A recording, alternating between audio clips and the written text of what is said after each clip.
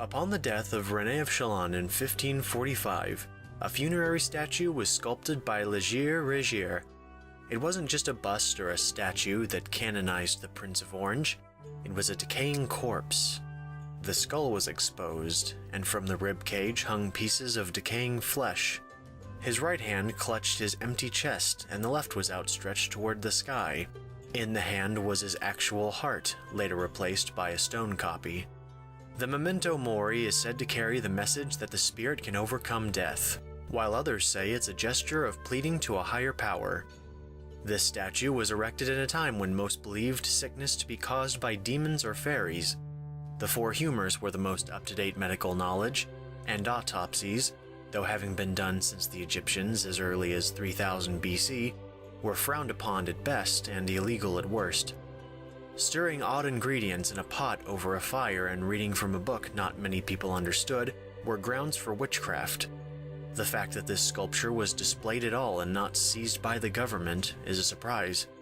The general public wouldn't have known what a skeleton looked like for another 100 years or so.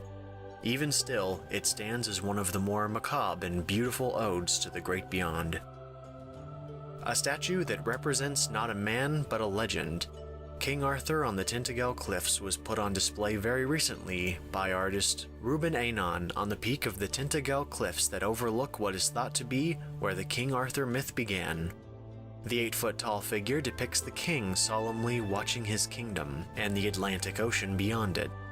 As if to look into the fog of time, his crowned head is shrouded in a hood, covering his eyes in shadow.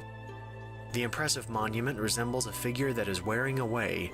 The whole is supported by only a few key pieces that make up the body, inferring that the king is there, but is forever on the verge of not existing at all. Perhaps the most strange of all, the Baby Eater statue in Bern, Switzerland, is exactly what it sounds like. A troll-esque man sitting atop a pole devouring a baby. Beside him is a sack filled with them. Not much is known about this unsettling figure, but what is known is it was designed by Hans Ging in 1545 or 46 to replace a wooden fountain. That's about it. Other than its appearance, no true intent was ever recorded. There are a few hypotheses, however. Some say it's a caricature of a Jew because the pointed hat it's wearing is similar to the kind worn by 14th century Jewish men. This idea is strengthened when considering what was called blood libel, or the belief that Jewish people ate babies and drank blood. Another possibility is that the effigy depicts Krampus, the evil counterpart to Santa Claus. Krampus is believed in primarily by Germans and is the spirit of punishing children who had been bad all year, thus why he's seen eating small children.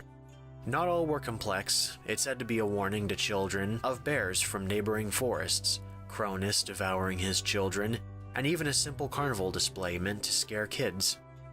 Regardless of its origins, it seems like no one is willing to take the creepy little troll down. For thousands of years, man has built effigies, figures, and sculptures in his own image. And just like man, the variety of these monuments are vast, ranging from the macabre and disturbing to the massive and awe-inspiring.